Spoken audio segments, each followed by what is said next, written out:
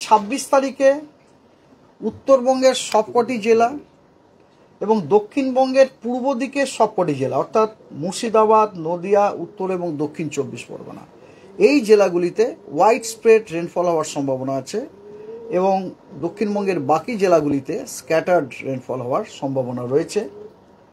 27 তারিখে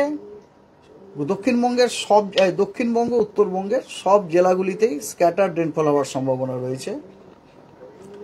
28 তারিখে আবার দক্ষিণবঙ্গ উত্তরবঙ্গ মানে গোটা পশ্চিমবঙ্গের সবকটা জেলাতেই ফেয়ারলি ওয়াইড স্প্রেড রেনফল হওয়ার সম্ভাবনা আছে, অর্থাৎ পশ্চিমবঙ্গের প্রতিটি জেলারই অধিকাংশ স্থানে বৃষ্টিপাত হওয়ার সম্ভাবনা অনেক স্থানে, অধিকাংশ স্থান হচ্ছে ওয়াইড স্প্রেড, অনেক স্থানে আপনার বৃষ্টিপাত হওয়ার সম্ভাবনা রয়েছে 28 তারিখে। 29 তারিখে দক্ষিণবঙ্গের সব কটা জেলাতে ওয়াইড স্প্রেড রেনফল হওয়ার সম্ভাবনা আছে, অর্থাৎ দক্ষিণবঙ্গের প্রতিটা জেলার অধিকাংশ স্থানেই বৃষ্টিপাত হওয়ার সম্ভাবনা আছে।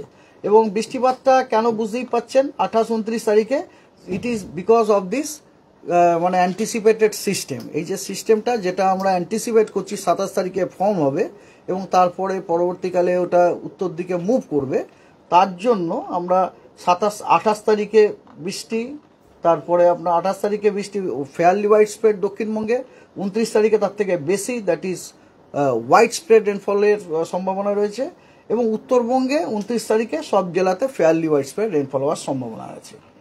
30 তারিখে পশ্চিমবঙ্গের সব জেলাতে ওয়াইড স্প্রেড রেনফল হওয়ার সম্ভাবনা আছে, অর্থাৎ পশ্চিমবঙ্গের প্রত্যেকটি জেলার অধিকাংশ স্থানে বৃষ্টিপাত হওয়ার সম্ভাবনা আছে। 26 তারিখে উত্তরবঙ্গের সব জেলা এবং দক্ষিণবঙ্গের পূর্ব দিকের যে জেলাগুলো আছে তার সাথে বীরভূম, অর্থাৎ বীরভূম, মুর্শিদাবাদ, নদিয়া 24 পরগনাতে thunderstorm with lightning at few places isolated way এবং তার সাথে ঝোড়ো হাওয়া 30 থেকে 40 কিলোমিটার প্রতি ঘন্টাতে এবং কোথাও 40 থেকে 50 কিলোমিটার প্রতি ঘন্টায় হওয়ার সম্ভাবনা রয়েছে। 27 তারিখে দক্ষিণবঙ্গের একদম দক্ষিণের যে জেলা মানে মেনলি কোস্টাল ডিস্ট্রিক্ট যেগুলো, তার সাথে ঝাড়গ্রাম, পশ্চিম মেদিনীপুর, পূর্ব মেদিনীপুর, উত্তর এবং দক্ষিণ 24 পরগনা এই জেলাগুলিতে বিক্ষিপ্তভাবে দু এক জায়গায় থান্ডারস্টর্ম উইথ লাইটনিং এবং তার সাথে ঝোড়ো হাওয়া 30 থেকে 40 কিলোমিটার প্রতি ঘন্টায় হওয়ার সম্ভাবনা রয়েছে। 28 তারিখে উত্তরবঙ্গের কোচবিহারে দু এক জায়গায় বিক্ষিপ্তভাবে ভারী বর্ষণের সম্ভাবনা রয়েছে। আর দক্ষিণবঙ্গেও পূর্ব মেদিনীপুর এবং দক্ষিণ 24 পরগনাতে ভারী বর্ষণের সম্ভাবনা আছে দু এক জায়গায় বিক্ষিপ্তভাবে। এছাড়া দক্ষিণবঙ্গের সব জেলাতেই 28 তারিখে বিক্ষিপ্তভাবে দু এক জায়গায় থান্ডারস্টর্ম উইথ লাইটনিং তার সাথে ঝোড়ো হাওয়া 30 থেকে 40 কিলোমিটার প্রতি ঘন্টায় হওয়ার সম্ভাবনা রয়েছে।